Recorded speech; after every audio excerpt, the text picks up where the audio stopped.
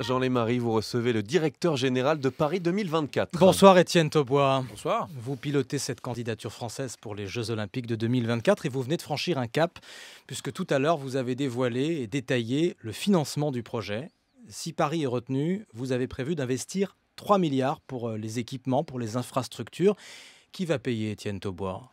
Oui, en effet. Alors, donc, c'est un investissement de 3 milliards d'euros pour les infrastructures nécessaires à l'accueil des Jeux.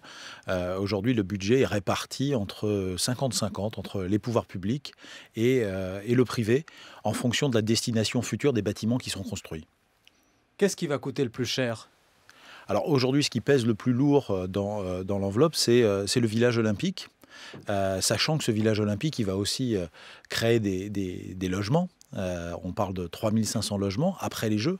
Donc il y a un coût, c'est clair, mais il y a aussi des recettes. Et on a un bilan d'aménagement qui est autour de 150 millions d'euros. Et le coût du village, c'est à peu près 2 milliards, avec les réserves pour aléas de précaution que l'on a instruit dans ce dossier. Où sera ce village olympique si Paris est retenu, Étienne Taubois ? Alors le village, il est situé dans une zone extraordinaire pour les athlètes, en Seine-Saint-Denis, à cheval sur les 3 localités de Saint-Denis, Saint-Ouen et de l'île Saint-Denis, autour de la Cité du Cinéma. Il sera à 600 mètres de la plus grande gare d'Île-de-France, avec le projet de la Société du Grand Paris, la gare emblématique du Grand Paris qui sera la gare Pleyel, et à moins d'1,5 km du Stade de France, donc des conditions idéales à la fois pour les athlètes et idéales en post-olympique en termes d'héritage. Et qui paye alors là pour ce village olympique, le public ou le privé ? Alors sur le village olympique, on est dans un projet d'aménagement urbain où on a à peu près une répartition 30% public pour les voiries, les parcs, par exemple les groupes scolaires qu'il faudra mettre en place pour accueillir cette nouvelle population, 3500 logements, et puis 70% du privé pour de l'immobilier, l'accession à la propriété, des commerces, des services, bref, tout ce qui fait qu'on aura une ville active pour 2024. Et donc là, l'intérêt pour ces investisseurs privés, c'est l'après, c'est la suite et ce qu'ils pourront faire de ces installations lorsqu'elles auront servi. Bien sûr, et là on est dans une zone qui est en plein développement, où il y aura de nouveaux transports publics. C'est pour ça qu'ils investissent et qu'ils mettent beaucoup d'argent sur la table. Exactement, et puis on a un territoire, la Seine-Saint-Denis, qui est en pleine évolution, et donc avec ces grandes infrastructures de transport qui viendront les accompagner, on est en bord de Seine, dans une zone qui sera très intéressante et qui va laisser un véritable héritage, encore une fois, sur une zone qu'on a bien besoin. Et sur les équipements sportifs, que faut-il construire ? On sait que le projet repose essentiellement sur de l'existant, sur le Parc des Princes, sur le Stade de France bien sûr, sur Roland-Garros, sur d'autres équipements encore. Qu'est-ce qui manque aujourd'hui ? Exactement, vous l'avez dit, on a 95% des sites qui seront soit existants, soit temporaires. Donc on est sur un investissement minimum d'infrastructures dont on aura de toute façon besoin. Et notamment un grand parc aquatique, une grande piscine qui nous manque bien, puisqu'on n'a pas construit de piscine de dimension pour faire des candidatures. Et où sera-t-elle alors cette piscine ? Elle sera également à Saint-Denis, juste en face du Stade de France. Et on créera une passerelle qui reliera les deux équipements. Et donc, il a aussi permettra aux athlètes, 30% des athlètes des Jeux sont concernés par la natation et l'athlétisme, les deux plus grands sports, d'être à proximité immédiate du stade et parfaitement situés. Donc, 33 milliards en tout, moitié privé et donc moitié public. Est-ce que c'est raisonnable en période de crise d'investir autant d'argent public dans ce projet ? Alors, encore une fois, il s'agit d'investissements de long terme. On a vu les dernières prévisions de croissance, elles ne sont pas bonnes. On ne construit rien qui n'est pas utile à la population future. Tous les investissements que l'on met en place, ce sont des investissements qui, de toute façon, auraient été engagés à plus ou moins long terme. Lorsqu'on parle de mise en accessibilité pour les personnes à mobilité réduite d'un certain nombre de gares, on est dans des investissements qui sont nécessaires. Lorsqu'on parle de l'enfouissement... Une piscine olympique, ça ne sert pas tous les jours pour tout le monde, Étienne Taubois. Aujourd'hui, vous avez un manque de bassins dans la région et notamment dans la région de Saint-Denis qui est très importante. Si on veut apprendre à nos gamins à nager comme on le fait à partir de la 6e, il faut bien évidemment qu'on ait des bassins et aujourd'hui on en manque cruellement.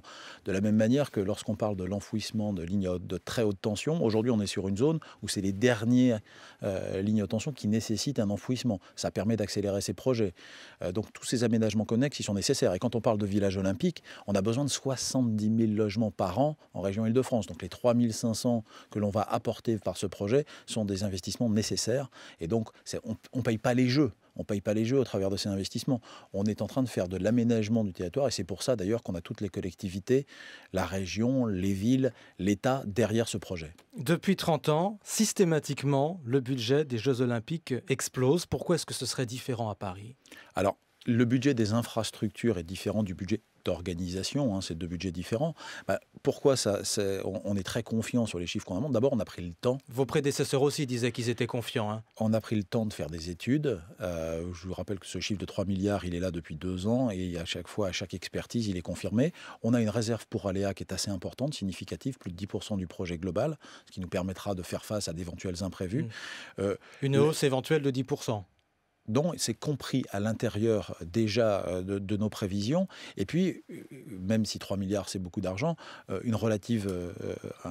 nombre relativement limité d'objets d'infrastructure sur des terrains qu'on connaît bien. Donc, on a pris en compte, par exemple, des coûts importants pour la dépollution, parce qu'on sait qu'on est sur une zone post-industrielle qui a besoin d'être dépolluée. Donc, tous ces sujets-là... Donc, vous pensez que vous avez pris les garanties suffisantes pour ne pas commettre les mêmes erreurs que ceux qui ont organisé les derniers Jeux Olympiques ? Exactement. Alors, je c'est parle un peu pas un pari pour les autres. sur l'avenir quand même, Étienne Taubois. C'est pas un pari sur l'avenir, c'est un travail sérieux, en profondeur, qui se base sur des études réalisées par l'Agence parisienne d'urbanisme, réalisées par son pendant régional IAURIF.